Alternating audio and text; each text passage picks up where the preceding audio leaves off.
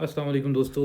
उम्मीद है कि आप सब खैर खैरियत से होंगे और हम अपना वीकली एनालिसिस करते हैं गोल्ड के ऊपर। तो अभी शुरू वहाँ से करते हैं जहाँ पे गोल्ड की लास्ट वीक में एंडिंग हुई थी। सबसे पहले हम डिस्कस करते हैं कुछ फंडामेंटल्स।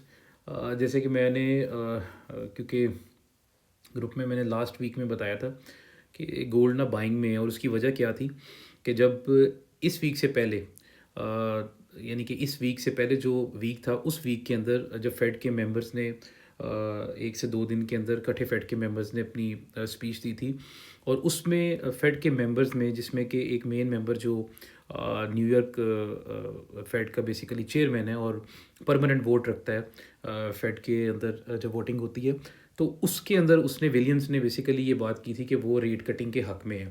और उस टाइम पे मार्केट जो है वो 42 सॉरी 42 नहीं, उस टाइम पे मार्केट राउंड अबाउट ट्रेड कर रही थी 41 समथिंग के राउंड अबाउट ट्रेड कर रही थी। तो मार्केट ने वहाँ से फिर जर्क ली थी और मार्केट जो है ना प्रॉपर बाइंग में आ गई थी। तो मैं तभी से इसीलिए कह रहा था कि मेन जो इन्फ्लुएंस है गोल्ड के ऊपर वो डॉलर का साथ कॉम्बिनेशन है। तो डॉलर के ऊपर जब बात हुई, उन्होंने रेट कटिंग की बात की, तो डॉलर और यील्ड की मूवमेंट में ड्रॉप आ गया और गोल्ड वहाँ से बाइंग में आ गया। और इसके ऊपर जो मेन दूसरी चीज़ें थी, फिर बाज़ कुछ चाइनीज़ डेटास थे, उन्होंने मेन इन्फ्लुएंस दिया और गोल्ड बाइंग में है तब से। अच्छा, ये जो मैं बार-बार कह रहा था कि डिप से बाइंग करें, उसकी मेन वजह ही ये थी क्योंकि पहले क्या हुआ कि जो फेड का इंटरेस्ट रेट लेवल था कि उन्होंने इसको डिक्रीज़ करना है, कटिंग करनी है, वो 50% पे आ गया हुआ था कि अब चांसेस 50-50 हैं, वो करेंगे या नहीं करेंगे, क्योंकि पावेल की स्पीच में कुछ इस तरह की बातें आई थी कि इन्फ्लेशन इतना ज़्यादा नहीं है और काफ़ी चीज़ें इस तरह की वो डिस्क्राइब कर रहा था। लेकिन अभी क्या हुआ कि जैसे ही इस वीक से पहले जब ये सारी बात हुई, फेड के मेंबर्स ने आके बात की, तो 4 मेंबर्स ने तो क्लियरली ये बात कर दी 12 में से कि हम लोग रेट कटिंग के हक में ही हैं। तो अभी प्रोबेबिलिटी जो है, उसकी प्रोबेबिलिटी दोबारा से फिर से 50% से इंक्रीज़ होके 80 टू 85 75% पे जा चुकी है। अब ये प्रोबेबिलिटी अगर इंक्रीज़ हो चुकी है, इसका मतलब क्या था कि रेट कटिंग की प्रोबेबिलिटी, क्योंकि नेक्स्ट वीक में फेड की मीटिंग है और वो नेक्स्ट वेडनेसडे नाइट में इस चीज़ को जो है ना वो अब अपना डिक्लेयर करेंगे, और ये काफ़ी डिसाइसिव भी होगा क्योंकि प्रोबेबिलिटी चल रही है, करना था पहले, फिर उसके बाद नहीं करने पे आ गया और फिर मामला आ गया कि रेट कटिंग होगी। तो ज़्यादा मूवमेंट की एक्सपेक्टेशन है, लेकिन अभी एक्सपेक्टेशन क्या है कि गोल्ड को अपर साइड पे लेके जाएँगी। तो अभी फंडामेंटली इसीलिए मैं लास्ट वीक से बाइंग ही करवा रहा हूँ, क्योंकि ट्रेंड बाइंग, बाइंग, बाइंग है। डिप को बाइंग करें, डिप को बाइंग करें। अच्छा, अभी भी क्योंकि हमारे पास 1 वीक बाकी है, अभी भी मैं बायर हूँ कि आप डिप को ही बाय करें, डिप को बाय करें, सेलिंग में नहीं बैठना आपने, अगर आपने लॉन्ग टर्म ट्रेड को कैप्चर करना है। अब इसका इम्पैक्ट किस तरीके से पड़ रहा है कि ये जो 4 मेंबर्स हैं, इन्होंने तो कह दिया कि अब इस तरीके से हम रेट कटिंग के हक में हैं। अभी इस वीक के अंदर पावेल की स्पीच आनी है और उसके अलावा कुछ फेड के मेंबर्स हैं, उन्होंने फिर स्पीच देनी है अपनी। अब वो अपनी राय देंगे। अब उस राय के ऊपर भी ऑब्वियस बात है कि मार्केट की वॉलेटिलिटी आएगी और उस टाइम पीरियड के अंदर ये डिसाइड किया जाएगा। अब देखें, विलियम्स का इम्पैक्ट तो हो गया, क्योंकि जिस लेवल से उसने बाइंग करवाई है जिन लेवल्स पे मार्केट थी, उसके बाद अभी तक उस लेवल से मार्केट नीचे नहीं आई है और वहाँ से बाइंग ही हो रही है। अब इसीलिए उसका इन्फ्लुएंस अभी तक है, और रेट कटिंग की बात भी जो मैं आपको बता रहा हूँ कि वो 75, 80, 85 तक पहुँच चुकी हुई है। अब नेक्स्ट मूवमेंट क्या है, अगर हमने गोल्ड में ट्रेड करनी है, उसमें क्या मामला बनेगा कि आप ये देखें कि इस मूवमेंट के बाद हम लोग ये देखते हैं कि अभी इन रिसेंट वीक जो हमारा गुजरा है, उसमें गोल्ड बाइंग में रहा, थोड़ा सा डिप लेता था, फिर बाइंग में आ जाता था, थोड़ा सा डिप लेता था, फिर बाइंग में आ जाता था। अब एरियाज़ क्या बन रहे हैं हमें जहाँ से बाइंग करनी है, क्योंकि नेक्स्ट वीक तक आप ये समझें कि अगर कोई इस तरह की मूवमेंट नहीं आती है जो कि डॉलर को स्ट्रॉन्ग कर रही हो या यील्ड को स्ट्रॉन्ग कर रही हो, तो गोल्ड की ज़्यादा नीचे की मूवमेंट एक्सपेक्टेड नहीं है। इसका सिंपल सा फार्मूला ये है, आपने लास्ट वीक का लो पकड़ना है। लास्ट वीक में मार्केट ने क्या लो ट्रेड किया हुआ है, अब आप ये राउंड अबाउट 4130 का एरिया ले लें, और ये एक स्ट्रॉन्ग इसकी सपोर्ट है, बहुत स्ट्रॉन्ग इस टाइम पे सपोर्ट है। और बेसिकली ये आप इस तरह से इसको कंसीडर कर लें कि यहाँ पे इसका ये जो इंस्टीट्यूशनल बाइंग एरिया भी है ना, नीचे से लिक्विडिटी वाला मामला, वो भी बड़ा स्ट्रॉन्ग है।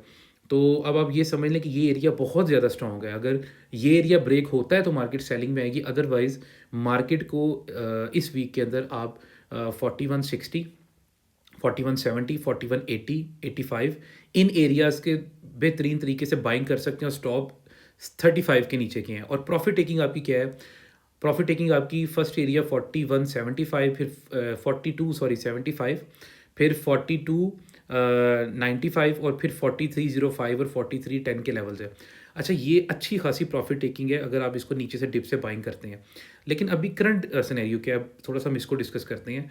अभी इन 2 दिनों के अंदर जो मार्केट के सेंटिमेंट्स रहे हैं, मार्केट की कंडीशन रही है कि इन 2 दिनों के अंदर जो गैप आया है, इन 2 दिनों के गैप के अंदर आया मार्केट में थोड़ा सा सेलिंग प्रेशर आया है या बाइंग प्रेशर आया है। तो अभी इन चीज़ों को मैं इंशाल्लाह आपको रिपोर्ट में सेंड करता हूँ, आप उसको चेकआउट कीजिएगा। मार्केट अपनी बाइंग पोजीशन में रही है। मार्केट के अंदर अभी इन 2 दिनों के अंदर कोई इस तरह की चीज़ नहीं आई है कि वो ज़्यादा सेलिंग प्रेशर हो। अब इसका मैं मेन इम्पैक्ट आपको इस तरीके से बता देता हूँ कि जैसे कि अभी कुछ ग्लोबली न्यूज़ थी, जियोपॉलिटिकल टेंशन फिर थोड़ी सी ज़्यादा बढ़ी है।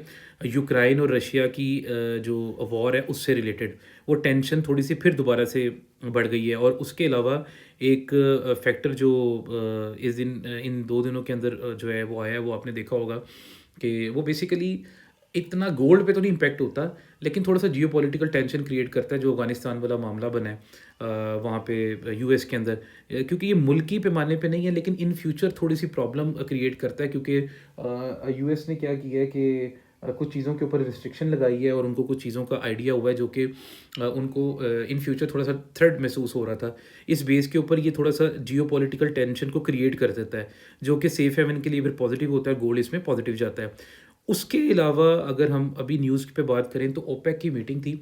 ओपेक की मीटिंग के अंदर भी उन लोगों ने क्या किया है कि ऑयल की प्राइसेस को उन्होंने स्टेबलाइज़ रखने की कोशिश की है। उन्होंने कहा है अभी हम इसको डिक्रीज़ नहीं करेंगे, ज़्यादा आउटपुट इंक्रीज़ नहीं करेंगे। अभी ओपेक की प्राइसेस स्टेबल, मतलब कि एक ऑयल की प्राइसेस थोड़ी सी स्टेबल रहेंगी, नहीं तो थोड़ी सी इंक्रीज़ होंगी।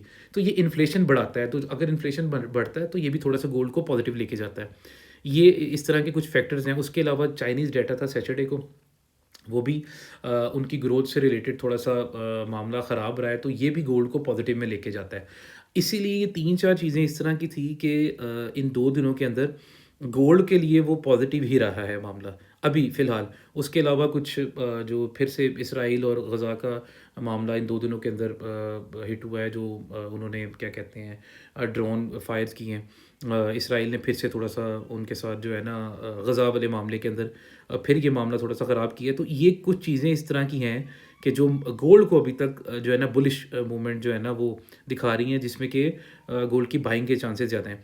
अच्छा, ये कुछ चीज़ें तो जियोपॉलिटिकल तौर पे और आप कह लें जो फंडामेंटल न्यूज़ हैं वो चल रही हैं, उसके तहत गोल्ड अभी पॉजिटिव में ही जा रहा है और अभी भी आगे मज़ीद पॉजिटिव में ही जाने के इसके चांसेस हैं, क्योंकि ये भी ज़्यादा इसके नीचे आने वाला मामला नहीं है। क्योंकि आप इन 2-3 दिनों के अंदर जो भी चीज़ देखेंगे ना, वो जियोपॉलिटिकली ना सेफ़ साइड पे नहीं आई है। कोई भी न्यूज़ इस तरह की सेफ़ साइड पे नहीं आई है। तो इसीलिए ना अब ये जो रशियन जो रॉकेट स्ट्राइक थी उसके ऊपर रशियन ऑयल इंफ्रास्ट्रक्चर के ऊपर, ये वाला मामला भी जो है ना वो जियोपॉलिटिकल टेंशन ही क्रिएट कर गया। तो इसीलिए ये कुछ चीज़ें इस तरह की हैं कि जो गोल्ड को बाइंग में दिखा रही हैं। अभी नेक्स्ट मामला ये है कि ये तो हमारी फंडामेंटल न्यूज़ हो गई थी कि गोल्ड को बाइंग में दिखा रही हैं और गोल्ड के ऊपर बाइंग प्रेशर अभी स्टिल है। लेकिन अब बाइंग करनी कहाँ से है? क्योंकि अब लास्ट में चेक करेंगे कि थोड़ा-सा हम आते हैं अब इसके ऊपर टेक्निकल्स के ऊपर, वो अब चेक करते हैं। अभी लास्ट में आप चेक करें कि कल मार्केट के फ्राइडे को बंद होने के टाइम पीरियड के अंदर मार्केट के अंदर बाइंग प्रेशर ही था। ये आप देखें, वॉल्यूम सारा का सारा बाइंग में है। अब एक चीज़ नोट करें, ये जो आपको रिसेंट फ्राइडे को जो उन्होंने बताया था कि जो प्रॉब्लम बनी है गोल्ड के अंदर, बेसिकली गोल्ड में नहीं, वो सीएमई जो शिकागो मर्चेंटाइल एक्सचेंज है, जहाँ से बेसिकली ये आप कह लें कि आपकी 90% जो लिक्विडिटी है वो शिकागो मर्चेंटाइल एक्सचेंज में होती है वॉल स्ट्रीट में। तो वहीं से ये सारे रेट्स निकलते हैं, वहीं पे ये सारे मामलात होते हैं। तो वहाँ पे कोई उनके सर्वर्स के कूलिंग की प्रॉब्लम बनी और वहाँ पे जो स्टक रहा मामला हो जाता है, मतलब कि रीसेंट टाइम पीरियड में भी इस तरीके से कुछ मामला तो हुए हैं।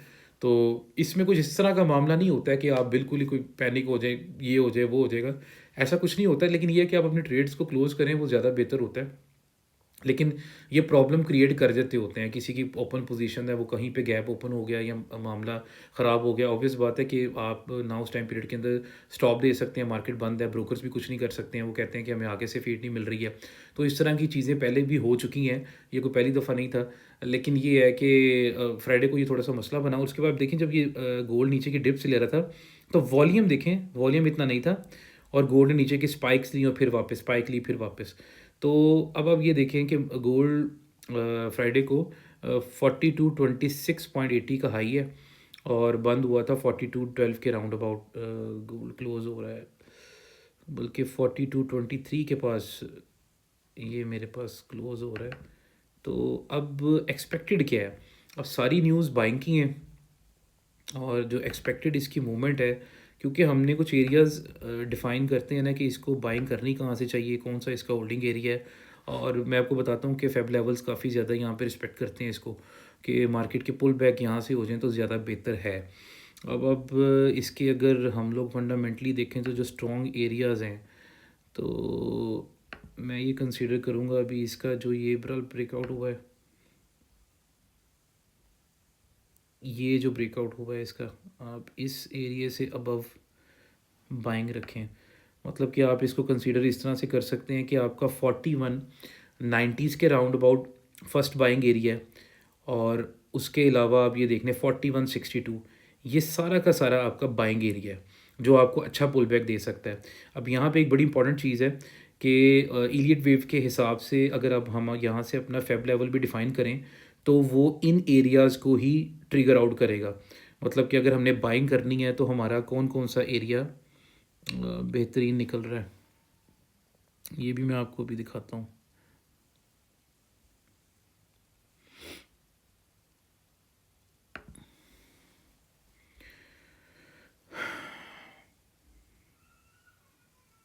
क्योंकि ये काफ़ी हेल्प आउट करता है आपको, और ये सबसे अच्छी बात ये है कि ये जो फेब लेवल्स है ना, ये इसको बहुत ज़्यादा आप कह लें कि रिस्पेक्ट करते हैं। आप अब ये देख लें कि मेरा जहाँ तक ख्याल है 4177, यानी कि फेब लेवल्स के हिसाब से भी 4186 4177 ये बेहतरीन बाइंग के एरियाज़ हैं, इसके बहुत बेहतरीन बाइंग के एरियाज़ हैं। आप इसको बाइंग कर सकते हैं, और इसकी एक्सटेंशन ऊपर जाएगी 41 40 सॉरी 42 45 42 75 और 43 10 के राउंड अबाउट। तो अगर आपको ये बाइंग की डिप मिलती है, इसको बाइंग करें, और नीचे से जो बेहतरीन स्टॉप है, मतलब कि आप कहें कि आपको अगर इसको बहुत ज़्यादा रिफ़ाइन करना है और लॉन्ग टर्म ट्रेड लेनी है, और ख़ास तौर पे अगर कोई फ़िज़िकल बायर्स हैं, तो उनके लिए ये बड़ा बेहतरीन जो है ना वो एरिया होगा कि वो इस एरिया के राउंड अबाउट अपने स्टॉप्स को, यदि कि आप ये देखें, मैं अभी विक्स कंसीडर नहीं कर रहा हूँ, तो मैं कहता हूँ ये जो इसका लास्ट, इससे लास्ट कंसोलिडेशन वाला एरिया था, आप अपने इसके नीचे के स्टॉप रखें। ये 4125 यानी 41, अभी आप विक के भी नीचे अगर चले जाते हैं ना तो 4110 है।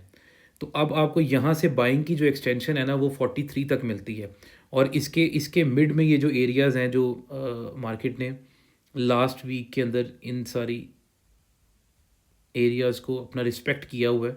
अब ये देख लें कि ये मार्केट ने अभी तक इस एरिया को अभी तक ब्रेकआउट नहीं दिया, और ये मैं आपको बता रहा हूँ फेड के मेंबर ने जब बात की थी, विलियम्स की मैं आपको बात बता रहा हूँ, तो मार्केट 40 समथिंग, बल्कि 41 से नहीं 40, मतलब कि ये आपको मैं बता दूँ 4087, और ये राउंड अबाउट 40s के घरों से मार्केट ने अपना जो है ना ये बाइंग पोजीशन पकड़ी थी। अब ये देखें, ये एक प्रॉपर डब्ल्यू यहाँ से ब्रेक हुआ हुआ है, ये मैं आपको दिखा ही देता हूँ क्योंकि ये और ज़रा आपको क्लियर हो जाएगा। ये देखें, ये एक प्रॉपर डब्ल्यू है जिसके ब्रेकेज के ना हमेशा ज़्यादा चांस होते हैं। तो डब्ल्यू का मतलब ही ये होता है कि अगर ये ब्रेकेज हो गई है तो मार्केट ने अपने इस नेक्स्ट लेवल को भी, मतलब कि अगर इसका पुराना कोई लेवल है तो उसने इस लेवल को भी रिस्पेक्ट करने के बहुत ज़्यादा चांसेस होते हैं, जो कि इसका अभी आप ये कह लें कि इसका एवर हाई लगा हुआ है। 43 समथिंग के राउंड अबाउट, बल्कि ये सॉरी इसका 43 का नहीं, ये इसका 42 45 का हाई है, जिस जहाँ से मार्केट ने अपनी ड्रॉपिश दी थी। तो ये डब्ल्यू ने इसको रिस्पेक्ट किया और अभी कर रही है, ये जा सकती है यहाँ तक। बहुत ज़्यादा प्रोबेबिलिटी ज़्यादा यहीं की है, 80% चांसेस यही है, क्योंकि अगर डॉलर और यील्ड स्ट्रॉन्ग नहीं होता है तो ये बहुत ज़्यादा स्ट्रॉन्ग एरिया है जिसको मार्केट रिस्पेक्ट करेगी। अब ये देखें, आपके पास एक ये राउंड अबाउट बड़ा प्यारा जो है ना वो डब्ल्यू आया है, जिसको इसने ब्रेक किया और मार्केट अभी तक ऊपर अप जा रही है। और इसकी दूसरी जो मेन चीज़ है वो भी मैं आपको दिखाता हूँ कि इसको क्यों अभी ऊपर टेक्निकली लिहाज से भी बाइंग पोजीशन में थोड़ा सा रिस्पेक्ट कर लेना चाहिए, क्योंकि ये अभी इलियट वेव्स की 5th वेव हो गई है तैयार। अब ये पूरी कंप्लीट नहीं है, ये मैं आपको 120 के टाइम फ्रेम में दिखा रहा हूँ, क्योंकि मैं वैसे इसको प्रेफरेंस देता होता हूँ 240 में। लॉन्ग ट्रेंड में ये ज़रा ज़्यादा बेहतर रहती है कि आपको ये ट्रेंड दिखा देती है कि आपको कहाँ से इसको बेहतरीन ट्रेंड मिल जाता है। ये इसने लास्ट ट्रेंड अपना दिखाया हुआ है राउंड अबाउट 3887 से, अभी इसने ये ख़त्म नहीं किया है अपना, तो इसीलिए ये भी अभी प्रोबेबिलिटी है ये हाई इसका ब्रेक हो जाएगा 42 45 वाला। हो सकता है ये ओपनिंग पे ये भी ब्रेक हो जाए, ये मैं अभी आपको बता रहा हूँ कि ये हाई हो सकता है ओपनिंग पे ही ब्रेक हो जाए 42 45 वाला। तो ये ब्रेकेज के ज़्यादा चांस हैं, इसीलिए बाइंग में रहें। और बाइंग का बेहतरीन एरिया ये मैंने आपको बताया है, ये लास्ट कंसोलिडेशन है, ये ले लें। छोटे टाइम पीरियड में आपको दिखा देता हूँ, ज़्यादा बेहतर हो जाएगा। ये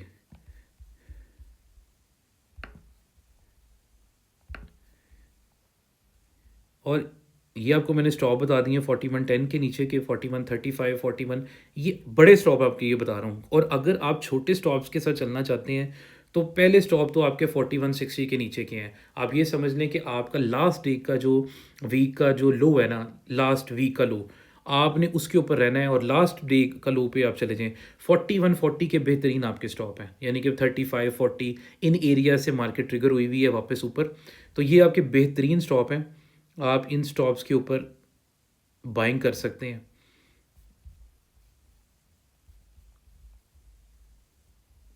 ये एरियाज आपके, ठीक है, और बेहतरीन बाइंग आप कर सकते हैं। और मार्केट अभी अपनी कंसोलिडेशन दिखा रही है। अभी यहाँ पे चांसेस क्या हैं, यहाँ पे चांसेस हैं, ये क्योंकि 1 घंटे का टाइम फ्रेम है, तो एक दिन के अंदर अगर ये रिवर्सल ले सकती है ना, तो यहाँ पे ABC का एक स्ट्रक्चर बनता है। अगर कोई कुछ लोग इलियट वेव्स जानते हैं तो उनको ज़रा आइडिया होगा, नहीं तो अदरवाइज़ मैं बता देता हूँ। एक रिवर्सल होती है, लेकिन वो रिवर्सल होती है मेन ट्रेंड के लिए, तो अभी तक ये बाइंग का ही ट्रेंड है।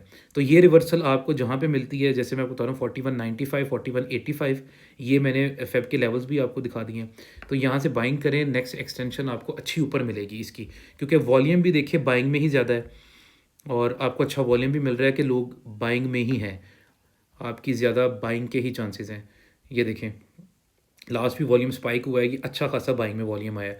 तो अभी एक्सपेक्टेड यही है कि मंडे को या तो मार्केट गैप ओपन करेगी, और अगर नीचे की एक डिप लेती है तो 85 95 4200 ये राउंड अबाउट ये एरियाज बाइंग के लिए बहुत अच्छे हैं। स्टॉप आपको मैंने बता दिए, इस 60 के नीचे रखें। 40 लॉन्ग टर्म मैं आपको बाइंग की बात बता रहा हूँ कि आपने लिक्विडेशन भी ऊपर 42 45 42 75 और 4300 के पर लिक्विडेशन करनी है, यानी कि ये आपकी 1:2 to 3 रेशो बनेगी स्टॉप्स के हिसाब से।